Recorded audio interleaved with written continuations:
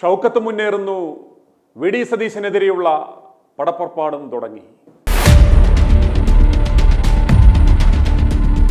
നിലമ്പൂരിൽ UDF സ്ഥാനാർത്ഥി ആര്യടൻ ഷൗക്കത്ത് തുടക്കം മുതൽ തന്നെ ലീഡ് ചെയ്യുകയാണ്. ആദ്യ 4 റൗണ്ടുകളിൽ കോൺഗ്രസ് നേതൃത്വം പ്രതീക്ഷിച്ച ലീഡ് ഷൗക്കത്തിന് ഏകദേശം ഉറപ്പാക്കുവാൻ സാധിച്ചിട്ടുണ്ട്. അൻവർ പ്രതിസന്ധി ഉണ്ടാക്കുമോ എന്ന ആശങ്ക ഉണ്ടായിരുന്നുവെങ്കിലും ഷൗക്കത്തിന്റെ വോട്ട് നിലയെ ഇതുവരെ കാര്യമായി ബാധിച്ചിട്ടില്ല എന്ന് വേണം മനസ്സിലാക്കുവാൻ. അതുപോലെ മുസ്ലിം ലീഗിന്റെ വോട്ടുകളിലും ആദ്യ 5 റൗണ്ടുകൾ പിന്നിടുമ്പോൾ കാര്യമായ ചോർച്ച ഉണ്ടായിട്ടില്ല എന്നാണ് വിലയിരുത്തപ്പെടുന്നത്. എന്നാലും ഷൗക്കത്ത് തുടക്കം മുതൽ ലീഡ് ചെയ്യുകയാണെങ്കിലും അൻവർ 1 റൗണ്ടുകളിൽ പോലും കോൺഗ്രസിന് ഒരു വെല്ലുവിളി ഉയർത്തിയിട്ടില്ല എങ്കിൽ പോലും അൻവറിന്റെ വോട്ടുകളുടെ എണ്ണം പറഞ്ഞ് വി ഡി സതീശനെ കടന്നാക്രമിക്കുവാൻ ഉസ്മാൻ രമേശിന്റെയും KC വേണുഗോപാലിന്റെയും ബിനാമി മാധ്യമങ്ങൾ പണികൾ ആരംഭിച്ചു. ആദ്യം എണ്ണിയത് വഴിക്കടവിലെ വോട്ടാണ്. ആദ്യ റൗണ്ടുകളുള്ളതിൽ 3-ാം റൗണ്ട് വോട്ട് എണ്ണിയപ്പോൾ 2290 വോട്ടിന്റെ ലീഡാണ് ഷൗക്കത്തിനുള്ളത്. 3-ാം റൗണ്ടിൽ LDF സ്ഥാനാർത്ഥി M സ്വരാജ് 13045 വോട്ടുകളും UDF സ്ഥാനാർത്ഥി ഷൗക്കത്ത് 15335 വോട്ടുകളും അൻവർ 5539 വോട്ടും NDA സ്ഥാനാർത്ഥി മോഹൻ ജോർജ് 1902 വോട്ടുകളുമാണ് നേടിയത്. വഴിക്കടവിൽ 2 റൗണ്ടുകൾ കൂടിയുണ്ട്. ഇപ്പോൾ എണ്ണുന്നത് മൂത്തേടം പഞ്ചായത്താണ്. അൻവർ മികച്ച വോട്ട് പ്രതീക്ഷിച്ചിരുന്ന പഞ്ചായത്താണ് വഴിക്കടവ്. ഇനിയുള്ള പഞ്ചായത്തുകളിൽ അൻവർ എത്ര വോട്ട് നേടുമെന്നത് കണ്ടറിയണം. ചുങ്കത്തറ മാർത്തോമ ഹയർ സെക്കൻഡറി സ്കൂളിലാണ് വോട്ടെണ്ണൽ പുരോഗമിക്കുന്നത്. ആദ്യത്തെ 7 റൗണ്ടുകൾ UDF വലിയ മുന്നേറ്റം പ്രതീക്ഷിച്ചിരുന്ന മേഖലകളായിരുന്നു. അതിനുശേഷമാണ് ഇടതു സ്വാധീന മേഖലകൾ ആരംഭിക്കുന്നത്. 75.27% പോളിംഗ്.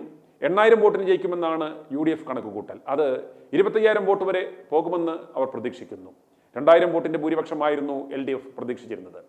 വോട്ട് വിഹിതം വർദ്ധിപ്പിക്കാനാകുമെന്ന് NDAയും കണക്ക് കൂട്ടുന്നു.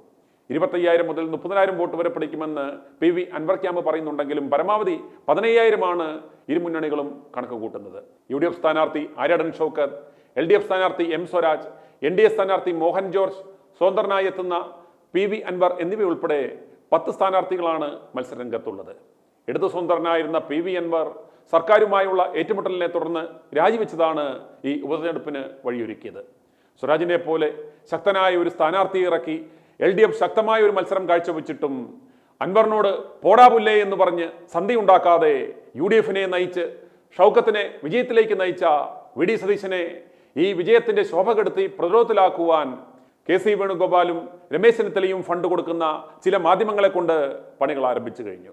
അൻവർ പിടിച്ച വോട്ടുകൾ ചൂണ്ടിക്കാട്ടിയാണ് ഇവർ വി ഡി സതീശനെ ക്രൂശിക്കുവാൻ തയ്യാറെടുക്കുന്നത്. അതുപോലെ നിലമ്പൂരിൽ മിന്നും പ്രകടനം കാഴ്ചവെച്ച ഷാഫിയെയും രാഹുലിനെയും റീൽസ് രാജാക്കന്മാർ, റീലല്ല റിയൽ വർക്ക് എന്ന് പറഞ്ഞ് ഒരു മനുഷ്യൻ പോലും ശ്രദ്ധിക്കാത്ത ചില യുവനേതാക്കളെ പ്രൊമോട്ട് ചെയ്ത് കോൺഗ്രസിലെ ചില യുവനേതാക്കന്മാരും മുന്നോട്ട് വരുന്നത് നിലമ്പൂർ വിജയത്തിന്റെ പിതൃത്വത്തെ ചൊല്ലി UDFൽ വലിയ പൊട്ടിത്തെറി ഉണ്ടാകും എന്നതിൻ്റെ സൂചനകളാണ്.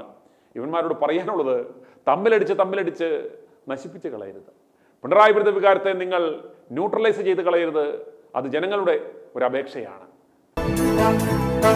i2i News, an eye for truth. i2i News subscribe ചെയ്തിട്ടില്ലാത്തവർ ഇപ്പോൾ തന്നെ സബ്സ്ക്രൈബ് ചെയ്യുക. നോട്ടിഫിക്കേഷൻ ലഭിക്കുവാൻ ബെൽ ബട്ടണും അമർത്തുക.